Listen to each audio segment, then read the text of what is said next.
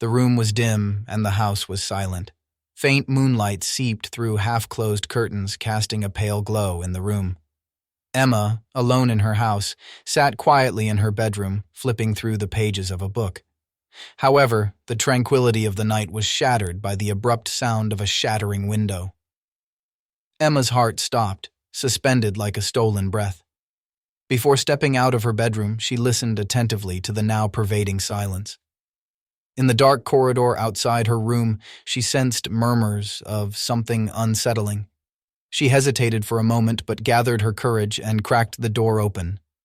Across the corridor, under the subdued light, she glimpsed an indistinct silhouette. Her eyes confirmed what she feared. A stranger was wandering through her home. Emma, petrified, retreated silently, her eyes widened with fear. The intruder had not only invaded her privacy by stealing valuables, but had also shattered the sanctity of her safe haven. Tearful eyes witnessed an intrusion beyond mere belongings being pilfered. The thief created a noise in the kitchen, perhaps opening a drawer. Emma, her breath caught, watched through the slightly ajar door. This was not merely someone meddling with another's possessions. It was the violation of a secure space. With eyes filled with tears, she froze momentarily. The intruder made another noise in the kitchen, maybe opening a drawer. Emma, gripping an old cricket bat pulled from her closet, moved towards the kitchen slowly. Her heart raced with every step. Back in the kitchen, the thief made a distinct sound, possibly opening a cabinet. Emma's breath quickened, her heart pounded. The criminal had not only broken into her home but also invaded her sense of security. A sound distracted the intruder, and Emma seized the opportunity. Quietly advancing towards the bedroom, she swiftly entered, retrieving an old cricket bat from her closet. With each step, her heart rate intensified. Returning to the corridor, cricket bat in hand, Emma observed that the thief was still engrossed in the kitchen. Her heart raced with every step. Perhaps the intruder's ears were drowned in the rhythm of her own heartbeat. When Emma appeared in the kitchen, the thief's head snapped up abruptly. Their eyes locked, a silent standoff. The thief's hands held stolen items, a microwave and various household items. Emma broke the silence. "Do I need to know who you are? Or is there something else I should know about you?" she asked, brandishing the cricket bat threateningly. The thief froze for a moment, then a bitter smile appeared on their face. "It's not who I am that should concern you, but rather why I'm here in the first place," they said, suddenly lunging to the side. Emma, ready to defend herself with the cricket bat, witnessed the thief pull a knife from their pocket. Her heart nearly stopped. The thief's eyes, filled with menace, were fixed on her. In their hands, a stolen microwave and assorted items were held menacingly. Emma was filled with terror as the thief approached, wielding the knife threateningly. "Leave everything and get out of this room. Otherwise, you'll learn things about yourself that you'd rather not know," the thief warned. Emma, trembling, dropped the cricket bat and raised her hands in surrender. The thief, with a calculated move, stashed the knife back into their pocket. "I'm here to disturb you, just like the previous homeowner, but for now, I'm here to let you live." "For now," they said, then quietly exited the house. Emma was left alone in the kitchen, her trembling hands and still racing heart. The intruder had not only stolen her belongings, but had also left an unseen threat behind. Now, her home was under the shadow of a stranger, and an internal fear fueled her need to uncover the truths behind this dark intrusion.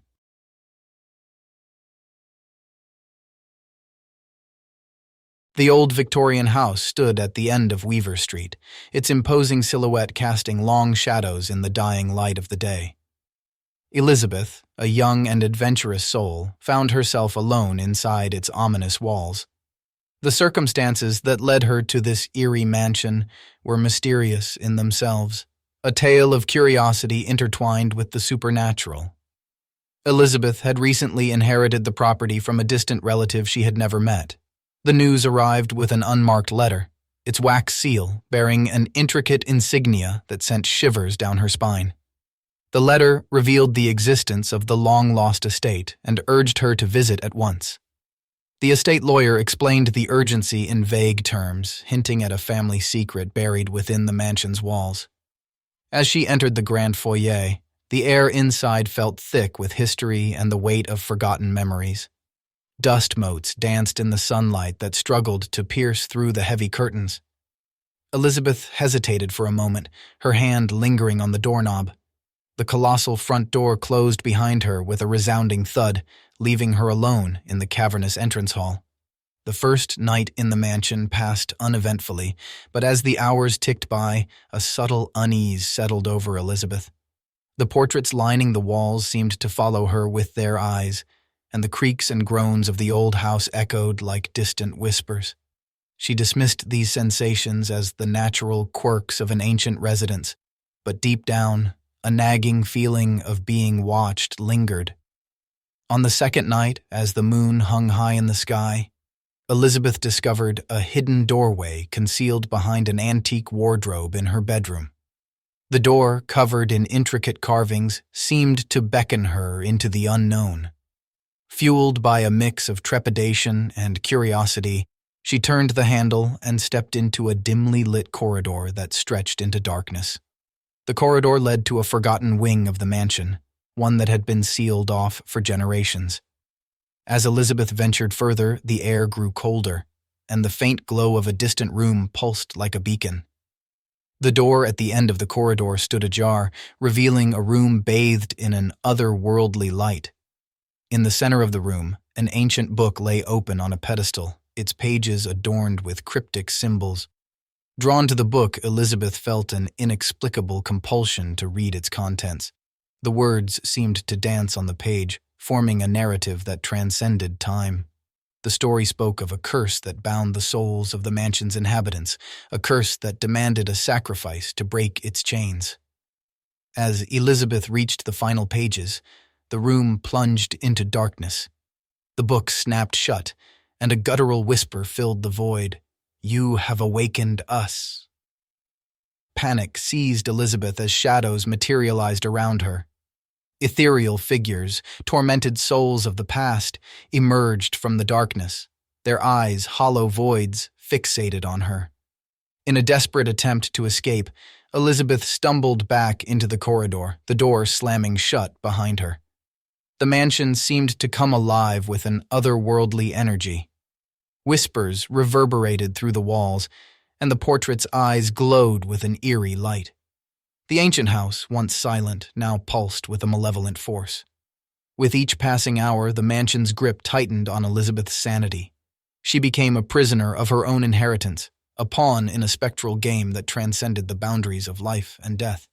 Every corner of the house held a new horror, and every creak in the floorboards became a harbinger of impending doom. As Elizabeth delved deeper into the mansion's secrets, she uncovered a series of hidden passages that crisscrossed beneath the estate. These catacombs, hidden from the world above, housed the restless spirits of those who had fallen victim to the curse. Each encounter with a phantom brought with it a wave of terror, their wails echoing through the underground labyrinth. In her pursuit of answers, Elizabeth stumbled upon a chamber at the heart of the catacombs. The walls were adorned with faded symbols and ominous paintings, depicting scenes of sacrifice and suffering. At the center of the room, an altar stood, its surface stained with the echoes of countless rituals. As she approached the altar, a ghastly figure materialized before her, a spectral embodiment of the curse, its form twisted and contorted with anguish. The figure spoke with a voice that echoed through the depths of Elizabeth's soul, revealing the grim truth. Only a blood sacrifice could appease the spirits and break the curse. The mansion, sensing Elizabeth's reluctance, seemed to conspire against her. Whispers of the past echoed through the halls, urging her to fulfill the destiny written in the pages of the ancient book. The portraits sneered, their eyes now blazing with an unholy light. In the grip of desperation, Elizabeth faced an impossible choice: sacrifice an innocent life to appease the spirits or become one with the tormented souls condemned to wander the mansion for eternity. The walls seemed to close in on her as the mansion itself demanded a resolution to the cursed legacy. As the midnight hour approached, Elizabeth made her choice. The mansion quivered with anticipation as she lured an unsuspecting wanderer into its grasp. The sacrificial ritual began, and the air grew thick with an otherworldly energy. The spirits, hungry for release, swirled around the unfortunate victim, their moans forming a macabre symphony. The ritual climaxed in a crescendo of horror.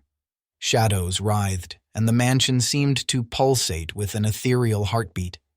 The sacrificial offering, consumed by the curse, crumbled to dust, leaving behind only echoes of its final, desperate screams. Elizabeth, now tainted by the blood on her hands, found no solace in the supposed resolution. The mansion, having claimed its sacrifice, descended into a nightmarish stillness. The air hung heavy with the stench of regret, and the walls whispered tales of betrayal and anguish. In the silence that followed, Elizabeth realized the true horror of her fate. The mansion, having fed on the darkness within her, bound her to its eternal torment. She became a spectral guardian, forever ensnared in the curse that transcended generations. The Victorian house on Weaver Street, now more malevolent than ever, stood as a monument to the twisted legacy it harbored. The streets whispered of the haunted mansion, warning daring souls to steer clear of its cursed embrace.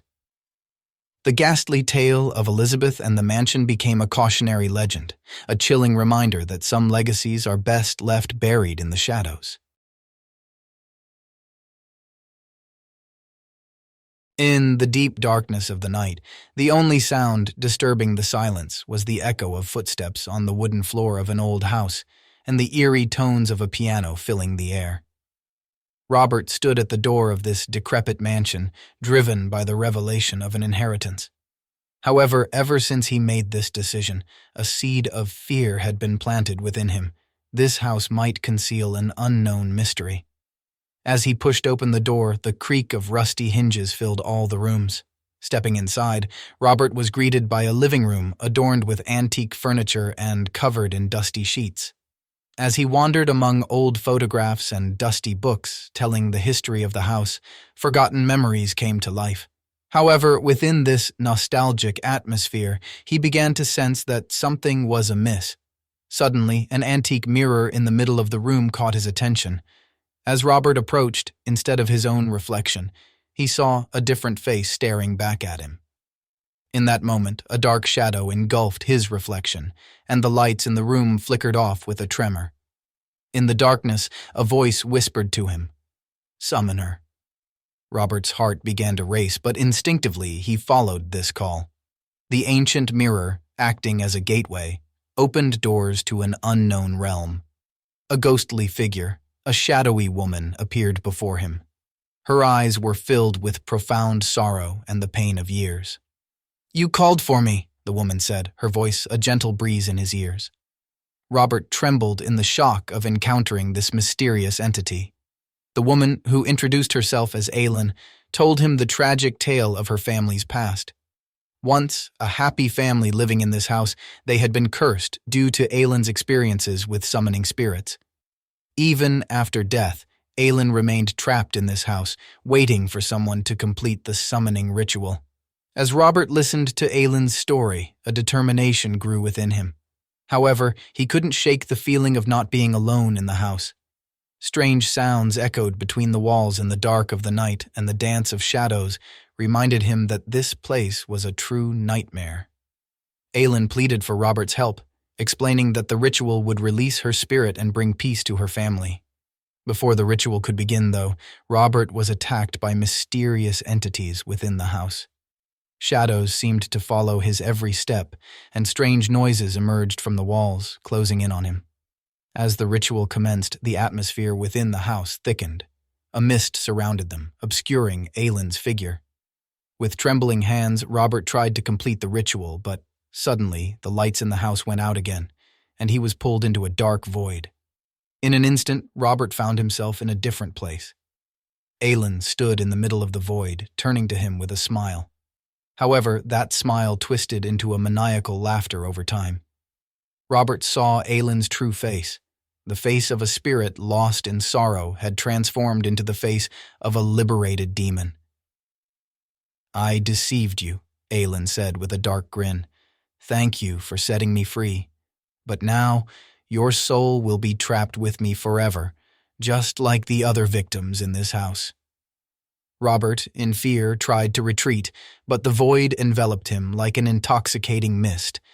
Aylin's laughter, combined with a dark melody, drew his soul away. Finally, Robert's screams were swallowed by silence, and the house once again fell into stillness. Yet in that old mansion, strange piano sounds still echoed, and occasionally Aylin's mad laughter could be heard. Robert's fate, like those before him, remained lost in the depths of the house.